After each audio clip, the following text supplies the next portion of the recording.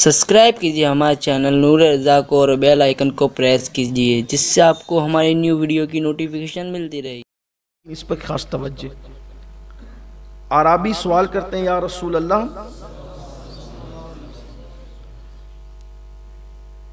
रोज़े क़यामत के दिन मैं अल्लाह से इस हालत में मिलना चाहता हूं कि मेरे वजूद पर कोई गुनाह ना हो, मैं गुनाहों से पाक और साफ होकर अल्लाह से क़यामत में मिलना चाहता हूं। क़यामत के दिन मैं अल्लाह से पाक और साफ कि मेरे नामे अमाल में कोई गुनाह ना हो, इस शान से मैं अल्लाह से मिलना चाहता हूं। कितना खूबसूरत जवाब है। हुजूर अलैहिस्सलाम फरमाते हैं, गुस्ल जनाबत को खूब अच्छी तरह किया करो, इसकी बरकत से अल्लाह से तुम इस हालत में मिलोगे कि तुम्हारे नामे अमाल में कोई गुनाह नहीं होगा। यानी गुस्ल जनाबत जो लोग अच्छी तरह करते हैं, क़यामत के दिन वो गुनाहों से पाक होकर के उठेंगे। पहली बात तो लोग 2-2 3 तक गुस्ल जनाबत को 2-2 3 दिन तक करते ही नहीं है, ऐसे ही घूमते रहते हैं। हुजूर अकरम सल्लल्लाहु अलैहि वसल्लम फरमाते हैं कि जहां जुनबी हो, यानी जिस शख्स पर, जिस मर्द औरत पर गुस्ल जनाबत फर्ज हो, वो जहां होगा वहां अल्लाह की रहमत के फरिश्ते नहीं होंगे। कुछ लोगों के बारे में तो हम देखते भी है, सुनते भी है कि वो ऐसे उठ करके लूम चलाने भी चले जाए, साइजिंग में भी चले गए, दुकान में भी आ गए, और उसके बाद जब उनको मौका मिला फिर वो तब गुस्ल करेंगे। मेरा खुद का तजुर्बा ये मैं बता रहा हूं आपको। कई ऐसे लोग से मेरी मुलाकात हुई तो मैंने कहा कि चले नमाज, मेरी तो आदत है कि जब लोग मुझसे मिलते हैं तो या तो अगर मौका होता है तो मैं उनको नमाज की दावत दे देता हूं, या फिर हफ्तावार इज्तिमा की दावत देता हूं। ये बचपने से मेरे मामूलात में है, इसलिए कि जब से मैंने पढ़ा कि किसी बंदे को नेकी की तरफ बुलाना 60 साल की बेरिया इबादत से बेहतर है। मैंने कहा कि क्यों छोड़े 60 साल की इबादत को। 60 साल गार में बैठकर इबादत करने वाले को जो सवाब मिलता है, उससे ज्यादा सवाब नेकी की तरफ बुलाने वाले को मिलता है। नियत अल्लाह की रजा। मैं तो जिन दिनों स्कूल पढ़ता था, मैं अपने स्कूल के दोस्तों को भी दावत देता था कि हफ्तावार इज्तिमा में आओ। और आपसे भी कहता हूं, सिर्फ अपना इज्तिमा में आ जाना काफी नहीं है कि चलो मस्जिद पूरी भर गई, मस्जिद या रसूलुल्लाह पूरी भर गई, हम खुश हो जाएं, इतना काफी नहीं। जहां जहां तक हुजूर अलैहिस्सलाम की दावत पहुंचा सकते हो पहुंचाओ, इसलिए कि हुजूर अकरम सल्लल्लाहु अलैहि वसल्लम को खुशी उस वक्त होती है सबसे ज्यादा जब कोई हुजूर के दीन की दावत को पहुंचाता है। काश कि हमारे हफ्तावार इज्तिमा में आने वाला हर बंदा दाई बन जाए, मुबल्लिग बन जाए। मैं फिर कहता हूं कि मुबल्लिग बनने के लिए कोई जरूरी नहीं कि आप सर पे अमामा सजाएं, आप मेरी तरह बड़ी ही दाढ़ी रख लें, मेरी तरह कुर्ता पैजामा ही पहनने लगे, ये कोई जरूरी नहीं है। दाई कहते हैं दावत देने वालों को, हुजूर की दावत पहुंचाओ। अगर आप जीन्स टी शर्ट में हुजूर की दावत किसी को दे सकते तो कम से कम 2 नेकी तर्क करने से तो अच्छा था कि 1 नेकी तर्क हो रही तो एक हाथ में ले लें। पैंट शर्ट पर ही अगर आप हुजूर की दावत किसी को पहुंचा सकते पहुंचाएं आप। हुजूर अकरम सल्लल्लाहु अलैहि वसल्लम ने फरमाया, बल्लिगु अन्नी वलौ आया, मेरी तरफ से पहुंचा दो अगर एक ही बात जानते हो। अब ये भी बात आपसे कहूं, कुछ लोग कहते हैं यार मैं अमल नहीं करता तो मैं क्या बात आम करूं। एक शख्स ने पूछा कि या रसूल अल्लाह सल्लल्लाहु अलैहि वसल्लम, मैं दीन पर अमल नहीं करता, क्या मैं दीन की दावत दूं? हुजूर फरमाते हैं कि ठीक है, दो दावत, अमल की कोशिश भी करो लेकिन दावत दो। हो सकता है जिस पर तुम अमल नहीं कर पा रहे हो तुम्हारी दावत से वो अमल कर ले। तो हुजूर अकरम सल्लल्लाहु अलैहि वसल्लम ने ये मसला भी हल फरमा दिया। और मैं समझता हूं कि बाज मर्तबा जहां हम लोगों की पहुंच नहीं होती वहां आप लोगों की पहुंच हो सकती।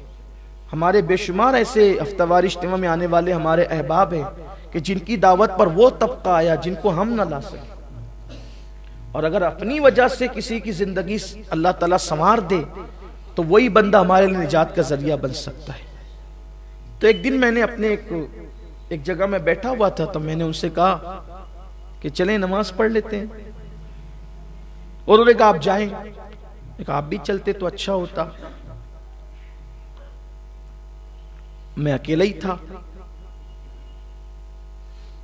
तो उन्होंने कहा एक काम करता हूं, मैं मस्जिद तक आपको पहुंचा दे। तो चलिए वो आए, मस्जिद के दरवाजे पर उन्होंने मुझे पहुंचा। फिर उन्होंने कहा कि भाई दरवाजे तक आए, पढ़ तो नहीं। मेरे कान में कहा कि सैयद साहब मैं असल में अभी मेरा गुस्ल बाकी है। बड़ा सदमा हुआ। बल्कि ये भी हदीस पाक में आया है कि जो गुस्ल जनाबत में ताखीर करे, मरते वक्त तो उसकी जबान पे कलेमा नहीं आएगा।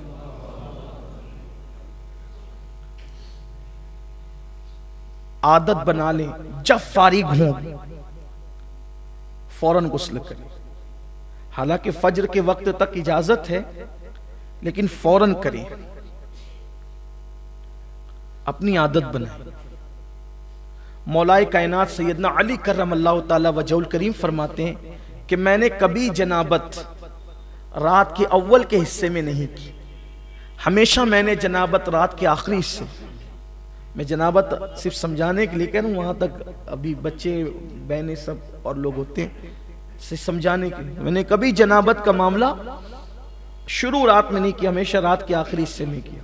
वजह इसलिए कहते हैं कि अगर शुरू हिस्से में करता तो रात में उसी हालत में सोना पड़ता।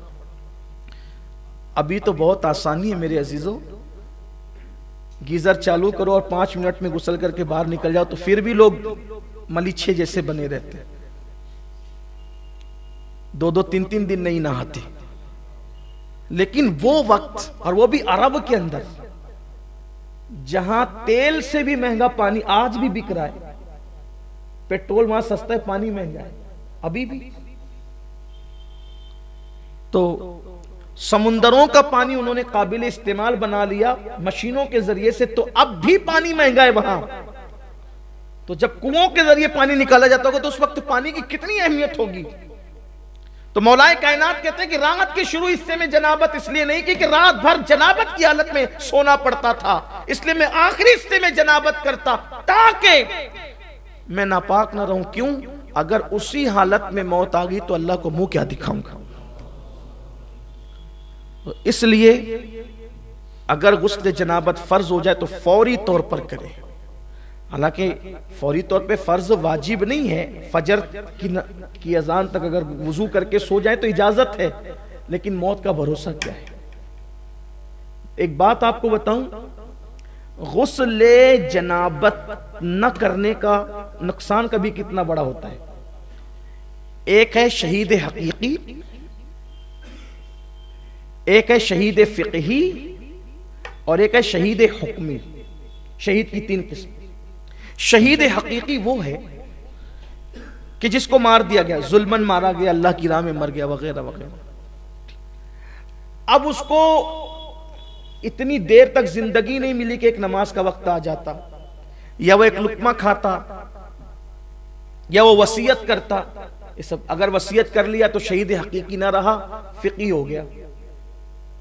ठीक इसी तरीके से नमाज का वक्त आ गया, या वसीयत कर दिया, या खाना खा लिया, अब वो शहीद हकीकी न रहा। लेकिन जो शहीद हकीकी होता है उसको उसी के खून के साथ उसी कपड़ों में दफन किया जाता है, और वो अपने खून को लेकर क़यामत के दिन उठेगा उसी कपड़ों में, और उससे मुश्क की खुशबू आएगी, और उसका खून भी मीज़ान अमल पे तौला जाएगा। ये शहीद हकीकी की बरकत है। लेकिन अगर उसने गुस्ल जनाबत नहीं किया था तो अब उसको गुस्ल दिया जाएगा। अब उसको गुस्ल दिया जाएगा, हालांकि शहीद का खून पाक है, पाक। शहीद का खून पाक है, इसीलिए फुकहा ने बयान फरमाया कि अगर शहीद के खून के कतरे कुएं में पड़ जाए तो उसको नापाकी का हुक्म नहीं दिया जाए। वो खून आलूद अगर कपड़ा कुएं में गिर जाए उसकी नापाकी का हुक्म नहीं दिया जाएगा। आप उसको उठा करके देखें, तो शहीद का ये मुकाम होता है। लेकिन अगर वो जुनबी नहीं है तो उसे गुस्ल नहीं दिया जाएगा, वरना उसे गुस्ल दिया जाएगा। अब ये जो एक फजीलत थी ना कि शहादत का खून कब्र में लेकर के जाना, बल्कि एक बात बताऊं, उन्होंने तो इश्क में किया था, लेकिन उसके बावजूद भी उनको गुस्ल दिया गया। लेकिन चूंकि किया था गफलत में नहीं बल्कि इश्क में, इसलिए गसीलुल इंसान नहीं बने, गसीलुल मलाइका बने। हालत जनाबत ही में निकले थे, लेकिन गुस्ल दिया गया उनको भी। तो गुस्ल जनाबत जल्द से जल्द किया जाए। बल्कि मेरे आका अलैहिस्सलाम फरमाते हैं, अमीन वो लोग हैं, यानी अमानतदार वो लोग हैं जो गुस्ल जनाबत सही तौर पे करते हैं और जल्दी करते हैं। अच्छा, गुस्ल जनाबत भी सही तौर पे होना चाहिए। हुजूर अकरम सल्लल्लाहु अलैहि वसल्लम फरमाते हैं, जब किसी को जुन्ब की कैफियत होती है तो उसके बाल बाल में जनाबत होती है। अगर एक बाल भी हालत जनाबत में धुलने से रह गया तो पाकी ना हुई। लोग तो धड़ाधड़ धड़ाधड़ पानी डाल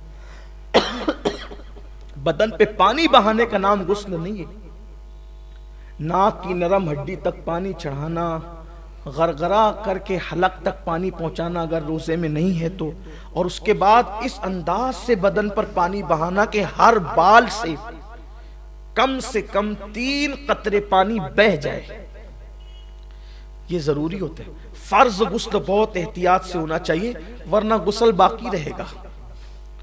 कुछ लोग तो बस बदन पे 3-3 4-4 बच्चों के बाप हो गए, लेकिन गुस्ल करना सीख ही नहीं सके। क्या नमाज होगी और क्या इबादत होगी और क्या तिलावत होगी, कितना बड़ा अलमिया है। तो इसलिए मेरे आका अलैहिस्सलाम ने फरमाया कि अगर तुम ये चाहते हो कि गुनाहों से पाक हो के क़यामत के दिन अल्लाह से मुलाकात करो, तो गुस्ल जनाबत अच्छी तरह से किया करो। हुजूर इस्लाम ने कहा कि अच्छी तरह से किया करो, इसलिए गुस्ल जनाबत अच्छी तरह से करने की आदत डालें। नाक के बाल बढ़ जाया करें तो उसको कटवा लिया करें, इसलिए कि अगर बाल कटवा लेते हैं तो गुस्ल जनाबत में आसानी होती है। इसी तरीके से अगर कुछ खाए हैं, दांत में फंस गया है और निकाला जा सकता है, तो वो सारा हिस्सा धुलना हमारे लिए फर्ज है। गरगरा करना चाहिए, और गरगरा करने में शर्माओ मत कि आवाज आएगी तो लोग क्या कहेंगे। लोगों को छोड़ दो, कौन क्या कहेगा। हलक के अंदर पानी पहुंचना चाहिए। इसीलिए काफिर कभी पाक नहीं हो पाता।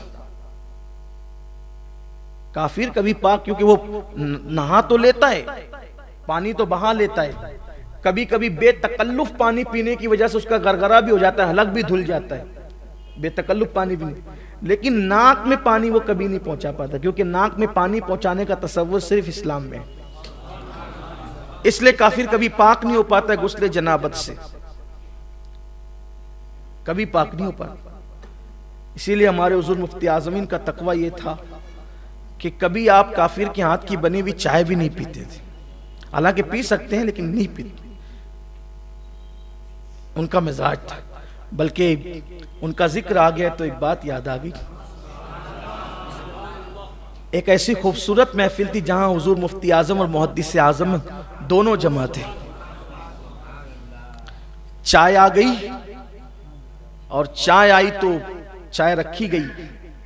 इत्तेफाक से चाय होटल से आई थी, तो सैयदी मुफ्ती आजम ने पूछा कि चाय कहां से आई। तो किसी ने कहा कि वो फलाने के यहां से।